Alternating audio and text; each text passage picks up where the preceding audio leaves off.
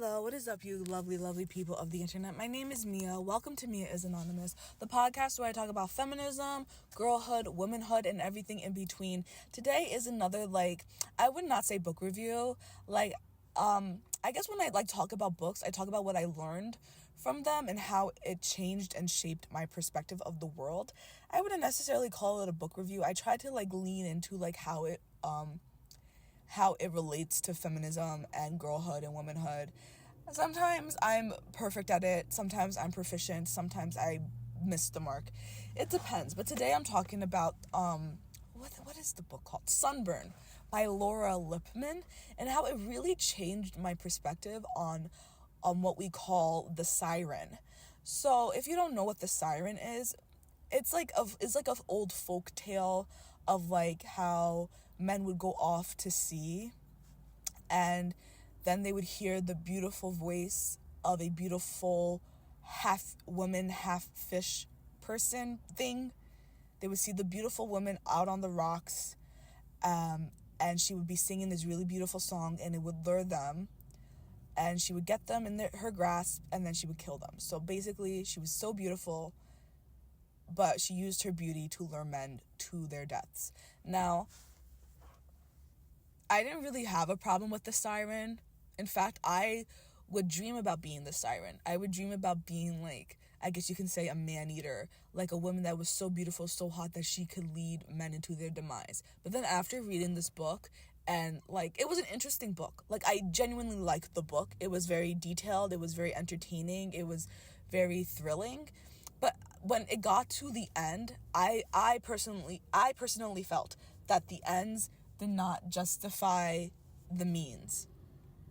When I saw the ending of the book, I was like, oh, I don't think it was worth it. Like I said, the only way I could really describe it is that the ends did not justify the means, and it made me really think about being the Siren and how, actually, I don't think I want to be the Siren. I don't think I want to be a femme fatale. I don't think I want to be so luring and destructive. I think I want to be normal. I want to be healthy. And that book really opened my eyes, because the thing about this book is that the main character, the main protagonist, I forget her name. She's redheaded. I wrote it down in my journal. Let me get down. Let me see my journal. Maybe I wrote it in there, what I'm trying to tell you. Because I forgot her name. What is her name? Oh, excuse me. Polly. Her name is Polly. Okay. So Polly is considered a femme fatale. By many men in her life. Many men have stated that, she's not, drop dead gorgeous, but there's something about her that it makes you want to do bad things. And most of the men in her life end up in really bad situations. So, just to, spoiler alert, her first husband dies. I won't tell you how he dies, but he dies. There's another man that cheats on his wife with her, and then he believes that she screws him out of a financial gain. There's a lot of men die around her. A lot of men are caught or convicted of doing really bad things, even if they did or did not do it. And so it's kind of like one of those things of you do not want to be around her, because she is so alluring that you feel like you have no choice but to give up your power or give up your senses. And I think a really, really good example of that is the boyfriend that she has in this book. His name is Adam. Adam is a private investigator who is hired to investigate Polly. And he is actually hired by the man that feels that Polly screwed him out of a financial gain. And so Adam is investigating her, and it does not take him long to fall in love with her. He sees her as very alluring, but he also sees her as somebody who's helpless. He feels like he needs to save her. Even though as much as she's alluring, she also has this vibe that she needs to be saved. So he wants to be her hero. He wants to be her everything. And things are not adding up. She's obviously investigating him. I mean, he's obviously investigating her. He's finding out things about her past, about her ex-husband, how he died. He's finding out about other men that she's harmed and wronged. And every single time, he's making an excuse for her. He's like, but she's so helpless. And it's like, use your common sense. Even when he's not feeling it, even when he is like, something doesn't feel right, something is wrong in this situation, he still stays with her. And it's constantly like, he's never looking at himself. And it's not like he's in an abusive situation. Like, she's doing nothing to, like, hold him hostage. She's not manipulating or coercing him into staying. She's actually very, like, nonchalant about Adam's presence. Like, she likes him. She cares about him deeply. But she's like, okay, like I've been through so much in my life that, like, love is nice. But I think ultimately I just want my freedom. That is, like, Polly's mentality down to a T. But that does not stop Adam from constantly wanting to be around her, constantly wanting to still be in a relationship with her, even as he's finding out deeper and darker secrets of her past and what she is capable of. He is just not getting the hint. And so she's portrayed as the femme fatale and as the siren.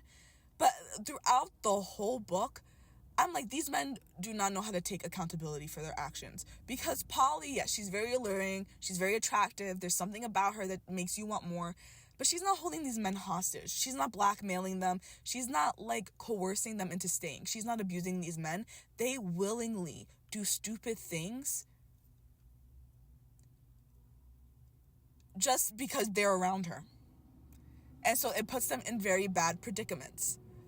And none of these men take accountability for their actions. At the end, when they're in jail, or when they do something that they're not supposed to do, something that would cause their own demise, they can't see how their actions also led to their destruction. It's all placed on Polly. It's all blamed on Polly. And so it goes back to this idea of the siren, of the femme fatale, that a woman is so beautiful and so gorgeous that you have no choice but to be involved in your own demise, that you lose all sense and all capabilities, and you just fall to your quote-unquote death. And that's my problem with the siren. And that's when I realized I did not want to be a siren or a femme fatale, because I will be damned if a man places all blame on me for his poor choices. Because Adam is a private investigator, and he's crossing an ethical and moral line by sleeping with the woman that he's investigating.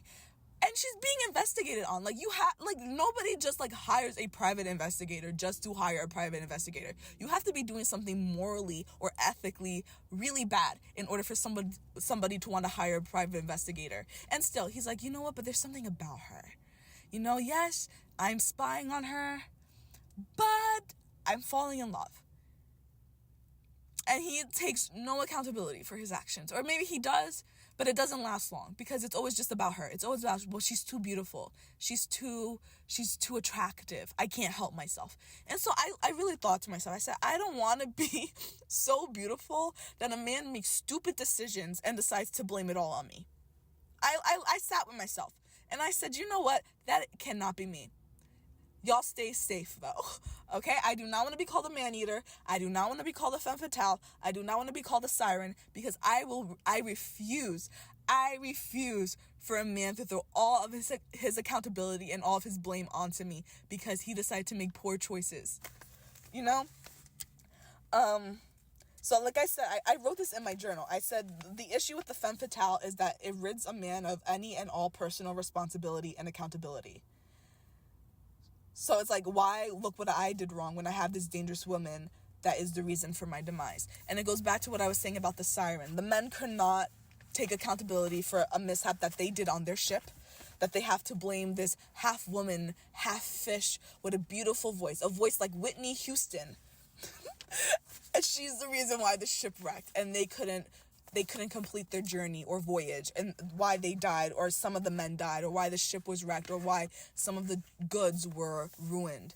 is because of this siren woman. It had nothing to do with me and my mishaps and my misfortunes. It had to do with this half woman, half fish that sings like Kelly Clarkson and is alluring me to my death and to my demise.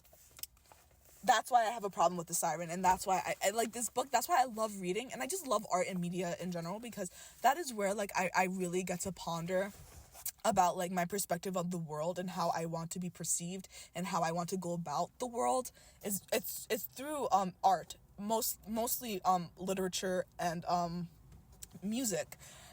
And it just made me rethink everything about being the siren. Because I did. Of course I want to be the siren. Everyone talks about how sexy and alluring the siren is.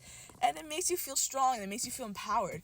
But then it's always like, it's her fault. It's her fault that my life is ruined. And then that's when I had to take a step back. And I'm like, maybe I don't want to be the siren. Maybe I don't want a man to place all blame on me. Because I'm dangerous. You know? Everything comes with its pros and its cons. And I just don't really like the cons. I feel like the cons outweigh the pros of that. But I'm curious to see what you think about the siren. If you guys still want to be the siren, I would check out Sunburn by not by Polly Costello. That's the protagonist. But it's by Laura Lippman. I liked the book. Like I said, I didn't feel like the ends justified the means, and I was left feeling like, there's not a lot of times where I don't like the ending of a book, but I will say I did not like this ending. I liked, like, the beginning and the middle, but the ending just felt wrong to me. It did not feel justified. Yeah, did I say that the ends didn't justify the means? The ends did not justify the means. And so, like, I gave it, like, 3 stars because I feel like the ending is really important when you're wrapping up a whole book, and the ending just did not do it for me. But I would still check out the book because it's still very interesting. I'm gonna leave it there. I hope I made you think about what it means to be a siren or a femme fatale. I hope I make you reconsider the idea of being a siren or a femme fatale. But you know what? To each their own. You have to do what you have to do. And I hope you have a wonderful day.